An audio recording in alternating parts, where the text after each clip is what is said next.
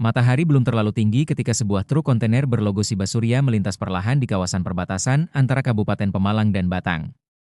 Di balik kemudi truk raksasa itu, bukan seorang pria parubaya seperti yang biasa dijumpai, melainkan seorang gadis muda berusia sekitar 24 tahun.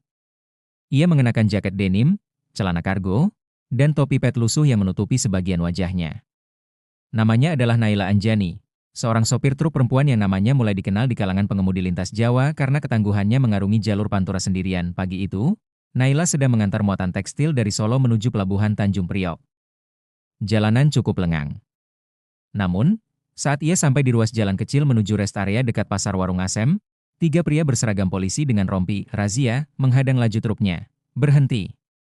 Truk berhenti. Pemeriksaan kendaraan, teriak salah satu polisi sambil mengangkat tangan. Satu lainnya berdiri tepat di depan truk, membuat Naila tak punya pilihan selain menarik tuas rem dan menepi. Begitu Naila membuka pintu dan turun, ekspresi heran langsung tampak dari wajah ketiga petugas itu. Mereka tampak bingung dan salah satunya bahkan terkekeh. Wah, sopirnya cewek, Cai. Cantik lagi. Gak nyangka. Bawa STNK sama SIM-nya ke sini, seru si polisi yang paling gemuk, berpangkat Aibda.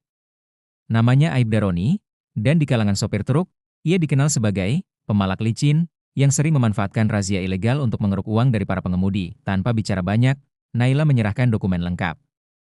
Semua tertib. Tidak ada pelanggaran, namun, alih-alih membiarkan Naila pergi, Aibda Roni justru bersikap lain. Ini stiker pengaman jalur gak ada. Kalau gak punya stiker, minimal setor jalan, 5 juta rupiah.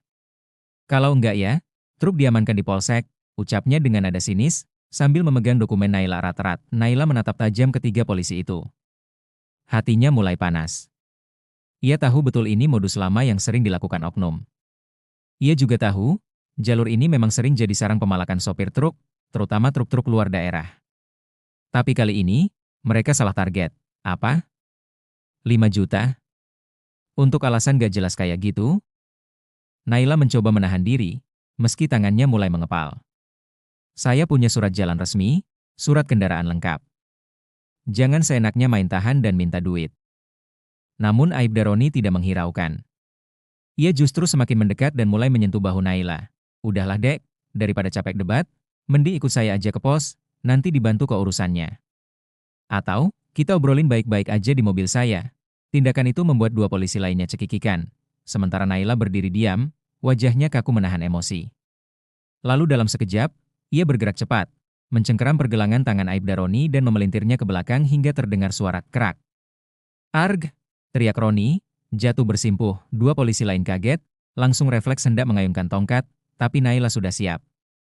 Ia melangkah cepat, menendang lutut salah satu dari mereka hingga terdengar bunyi patah. Yang satu lagi sempat menarik borgol, tapi Naila menyentilnya dengan siku keras ke wajahnya, membuatnya ambruk ke aspal. Dalam waktu kurang dari 2 menit, ketiga polisi itu tergeletak. Salah satunya mengerang kesakitan sambil memegangi lengan, yang satu lagi pingsan, dan Aibda Roni hanya bisa menatap Naila dengan mata penuh takut dan malu. Sementara itu, beberapa sopir truk lain yang tadinya takut turun dari kendaraan, mulai keluar dan merekam kejadian itu. Salah satu dari mereka mengenali Naila dan berseru, Itu Mbak Naila. Sopir cewek dari Siba Surya. Yang kemarin bantu laporin razia palsu ke Polda. Seketika suasana berubah. Beberapa warga mulai berkumpul. Video yang direkam langsung tersebar di media sosial. Komentar netizen pun membanjiri video tersebut. Cewek ini lebih berani dari polisi jujur. Baru kali ini lihat preman berseragam keok sama sopir truk cewek. Hajar aja mbak. Sudah terlalu lama oknum begini merajalela di jalanan. Naila hanya menghela napas. Ia menatap ketiga polisi itu, lalu berkata tegas, kalian salah orang. Aku ini bukan sopir sembarangan. Aku dilatih bela diri. Dan aku punya kamera di truk. Semua sudah terekam. Tunggu surat panggilan dari Propam. Setelah insiden razia ilegal yang berakhir ricuh itu, suasana di lokasi mendadak menjadi ramai. Sopir-sopir lain mulai turun dari truk mereka, sebagian memberi semangat, sebagian lagi masih terpana dengan apa yang baru saja mereka saksikan. Tidak sedikit dari mereka yang diam-diam menyalakan kamera ponsel, merekam tubuh-tubuh berseragam polisi yang kini terkapar tak berdaya. Namun di balik keberanian Naila, ada sebuah rahasia besar yang belum diketahui banyak orang. Naila bukanlah sekadar sopir truk biasa. Sambil memeriksa kamera dashboard yang merekam dari 3 sudut truknya, Naila segera mengirimkan video ke seseorang lewat aplikasi terenkripsi. Beberapa menit kemudian, ia menerima balasan singkat. Terima kasih. Tetap di lokasi. Tim internal Mabes segera bergerak. Brigjen Harun, Unit Pengawas Khusus, Mabes Polri. Ya, Naila bukan hanya sopir. Ia adalah anggota khusus di bawah Unit Pengawasan Internal Mabes Polri, bagian dari operasi penyamaran jangka panjang untuk membongkar jaringan pungli yang dilakukan oleh oknum berseragam di jalur lintas Pantura. Selama 6 bulan terakhir, Naila menjalani pelatihan penyamaran dan infiltrasi. Ia bergabung sebagai sopir truk Siba Surya, bukan untuk cari uang, melainkan mengumpulkan data dan bukti atas maraknya pemalakan terhadap para pengemudi angkutan barang. Laporan masyarakat terlalu banyak, dan keterlibatan oknum membuat banyak korban enggan bicara kini. Salah satu target utamanya, Aibda Roni, telah masuk perangkap. Sementara itu, Aibda Roni masih tergeletak dengan tangan terkilir. Mukanya pucat, bukan hanya karena sakit, tapi karena ia sadar apa yang baru saja terjadi akan menghancurkan karirnya. Salah satu temannya, Bribtu Eko, berusaha berdiri sambil memegangi rahang yang berdarah. Siapa dia sebenarnya? Kok kayak dilatih tentara? Naila hanya tersenyum tipis sambil menyalakan radio HT dari dalam kabinnya. Delta 7 kepada pusat. Target berhasil diamankan. Permintaan evakuasi dan penindakan sesuai prosedur. Titik koordinat saya kirim sekarang. Suara dari radio membalas, diterima, Delta 7. Tim Propam bergerak ke lokasi. Jaga situasi tetap kondusif. Tim dokumentasi juga bergerak. Polisi-polisi itu makin ketakutan. Salah satu dari mereka bahkan sempat mencoba kabur, tapi dicegah oleh para sopir yang sudah jengkel sejak lama. Hei, jangan lari. Kau pikir selama ini kami gak tahu kelakuan kalian? Duit kami, surat kami, semua kalian rampas seenaknya, teriak salah satu sopir tua yang marah. Aibda Roni mencoba membela diri. Tunggu. Ini salah paham. Kami cuma jalankan tugas, dia yang mulai duluan. Namun, kamera dari berbagai ponsel merekam semua. Naila mengeluarkan flash disk kecil dari dashboard dan menyerahkannya kepada seorang warga sipil yang ternyata adalah agen penghubung dalam penyamarannya. Bukti rekaman lengkap di dalam. Mereka sudah melakukan ini berkali-kali. Jumlah uang yang dipalak bisa ratusan juta sebulan. Semua data sudah kami kumpulkan, ujar Naila tegas. Tak lama kemudian, suara sirene terdengar dari kejauhan. 2 mobil taktis hitam bertuliskan Propam dan Divisi Profesi dan Pengamanan berhenti di dekat lokasi. Beberapa anggota bersenjata turun dengan sigap, salah satu perwira tinggi dari dalam mobil keluar. Wajahnya serius. Ia langsung menghampiri Naila dan memberi hormat. Terima kasih, Agen Naila. Anda berhasil menggiring target kunci. Kami akan lanjutkan dengan proses hukum. Dalam waktu kurang dari 10 menit, ketiga oknum polisi itu digelandang masuk ke mobil tahanan. Wajah-wajah mereka tertunduk malu, menjadi tontonan para sopir dan warga yang bersorak. Salah satu sopir muda berkata, baru kali ini saya lihat oknum ditangkap langsung di jalan. Biasanya kami cuma bisa diam. Naila menatap jalanan yang kini kembali tenang. Tapi pekerjaannya belum selesai, masih banyak titik rawan di Pulau Jawa. Dan masih banyak seragam yang menyalahgunakan kuasa. Kabar penangkapan Aibda Roni dan 2 oknum polisi lainnya menyebar dengan cepat di media sosial dan grup internal kepolisian. Video detik-detik penggerbekan yang menampilkan seorang gadis sopir truk menghajar polisi arogan dan menyerahkan bukti ke Propam langsung viral dalam waktu kurang dari 1 jam. Tagar seperti oknum tumbang, sopir wanita tegas, dan bongkar pungli Pantura menduduki jajaran trending teratas di berbagai platform. Di markas besar Polri, sebuah rapat darurat digelar. Kepala Divisi Propam, Irjen Dedi Surya, memimpin langsung briefing internal dengan wajah tegang. Operasi penyamaran ini telah berjalan selama 6 bulan. Agen Naila bukan hanya berhasil mendapatkan bukti, tapi juga mengguncang sistem internal kita. Ini bukti bahwa bersih-bersih harus lebih agresif dari sebelumnya, ujar Irjen Dedi di depan para pejabat tinggi kepolisian. Di sisi lain, Naila kini berada di posko rahasia di daerah Pekalongan, dikawal oleh 2 anggota Divisi Propam. Wajahnya tetap tegas, meski sorot matanya menyimpan kelelahan. Bekerja menyamar sebagai sopir truk selama setengah tahun bukan hal yang mudah. Ia harus menahan emosi, menghadapi ancaman, pelecehan, dan kondisi jalanan yang berat. Besok kamu akan diberi cuti khusus, kata Letkol Arif dari Mabes TNI yang juga menjadi penghubung dalam misi lintas institusi ini. Tapi sebelum itu, satu permintaan terakhir. Kami butuh kamu hadir dalam konferensi pers. Identitasmu akan tetap dirahasiakan. Tapi publik harus tahu bahwa perubahan sedang berjalan. Naila mengangguk. Ia tahu ini bukan lagi tentang dirinya. Ini tentang ratusan sopir yang tiap hari jadi korban pemerasan. Tentang sistem yang mulai membusuk di dalam. Keesokan harinya, Jakarta dikejutkan dengan konferensi pers resmi yang disiarkan langsung di televisi nasional. Di balik meja panjang berlogo Polri dan Kementerian Perhubungan, Irjen Deddy Surya berbicara dengan serius. Dalam operasi gabungan, kami berhasil membongkar praktik pungli di jalur Pantura yang dilakukan oleh oknum berseragam. Salah satu keberhasilan ini berkat peran seorang agen perempuan yang menyamar sebagai sopir truk. Sebuah video diputar, menampilkan rekaman kamera dashboard milik Naila, mulai dari saat dia dihentikan secara paksa, diminta uang 5 juta rupiah, hingga adegan saat ia melumpuhkan ketiga polisi itu dengan teknik bela diri bersih dan profesional. Meski wajah Naila diburamkan dalam video tersebut, keberaniannya menjadi sorotan utama. Publik bersorak. Warga dan komunitas sopir menyatakan dukungan penuh. Akhirnya ada yang berani ungkap kejahatan di jalanan. Bukan cuma cantik, tapi berani dan jago bela diri. Hormat buat Mbak Naila. Polri harus bersih, dan kita dukung mereka yang mau berantas sendiri dari dalam. Namun tidak semua pihak senang. Di balik layar, sejumlah jaringan pungli di jalur transportasi merasa terganggu. Naila kini menjadi target, bukan hanya oleh mereka yang berseragam, tapi juga kelompok preman bayaran yang kerap bekerja sama dengan oknum. Salah satu penggerak jaringan gelap, seorang mantan polisi berpangkat kompol yang dipecat karena kasus serupa, berkata melalui sambungan telepon. Cari tahu siapa gadis itu. Kita tidak bisa biarkan satu orang membongkar semua sistem kita.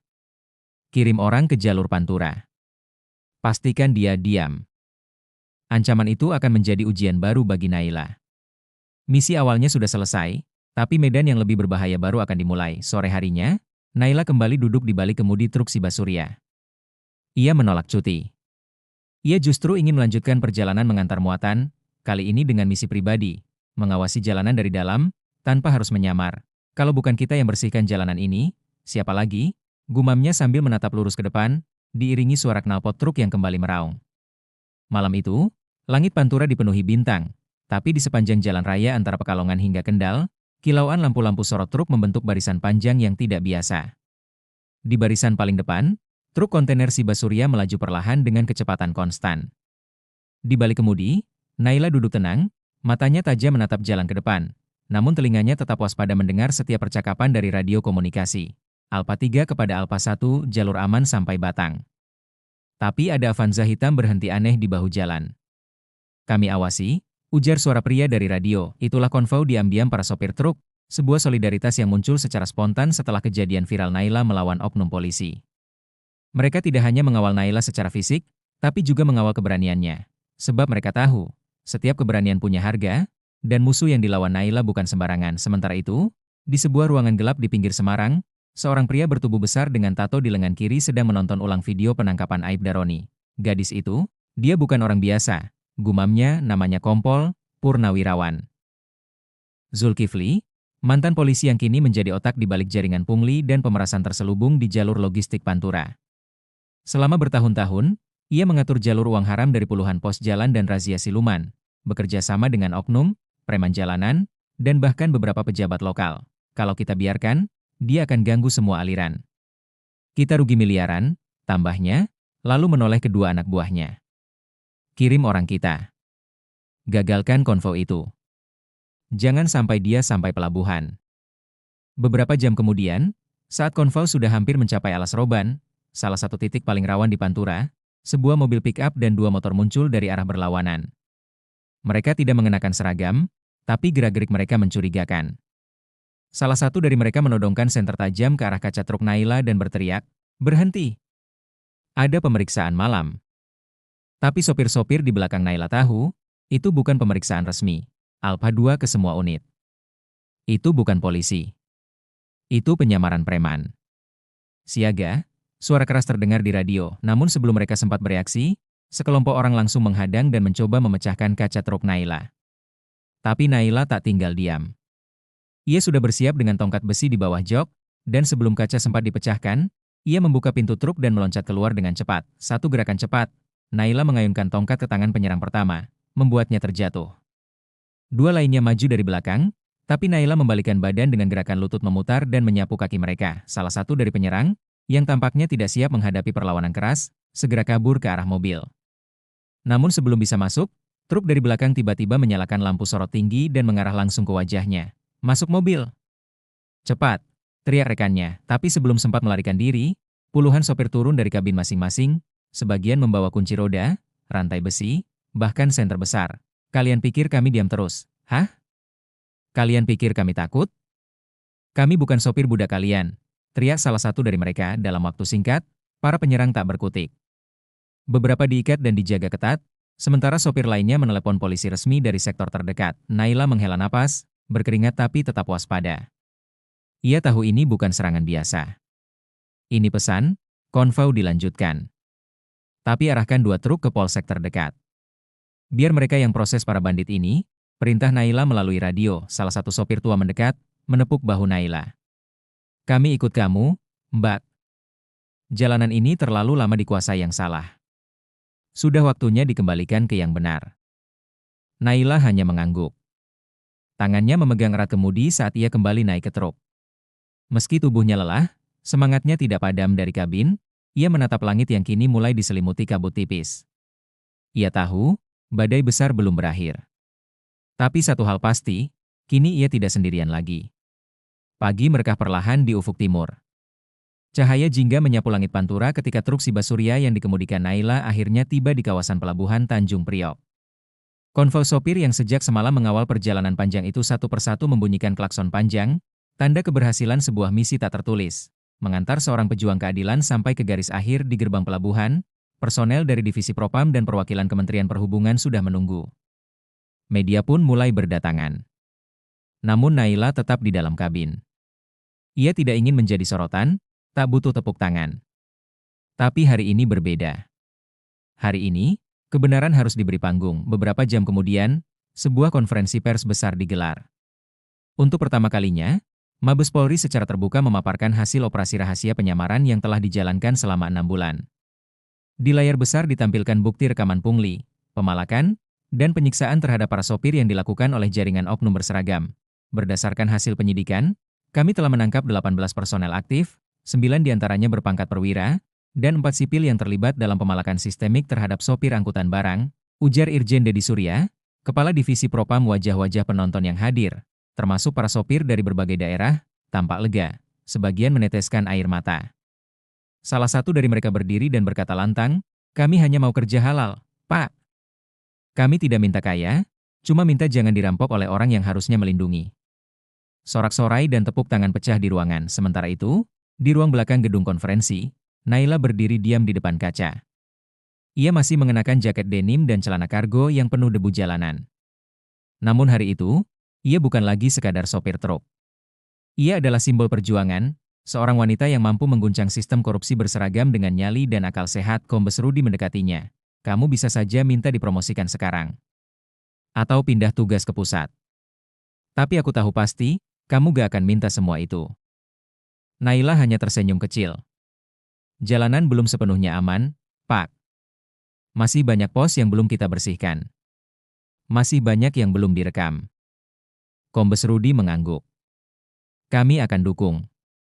Tapi mulai sekarang, kamu gak akan sendirian. Kami bentuk unit kecil. Satuan Mobil Pengawas Jalan. Kamu komandannya. Naila terdiam sejenak, lalu mengangguk mantap. Kalau itu untuk membuat jalanan lebih adil bagi semua, saya siap. Beberapa hari setelah konferensi, publik dikejutkan dengan peluncuran program baru dari Mabes Polri. Satgas Jalan BRSIH dipimpin oleh agen lapangan berpengalaman.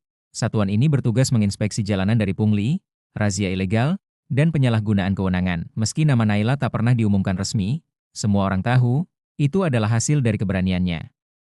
Foto truk Siba Surya miliknya dengan latar senja diunggah oleh banyak akun, dengan caption, "Kami hormat, untukmu yang menyalakan lampu di jalanan yang gelap." Di akhir cerita ini, Naila kembali menyusuri jalanan, bukan sebagai penyamar, tapi sebagai pengawas sejati. Di balik kaca depan truknya, kini ada plakat kecil bertuliskan, "Jalan ini milik rakyat. Bukan milik para pemalak berseragam." Truknya melaju pelan, membelah angin pagi. Ia tidak menoleh ke belakang. Karena yang ia perjuangkan, ada di setiap kilometer jalan di depan.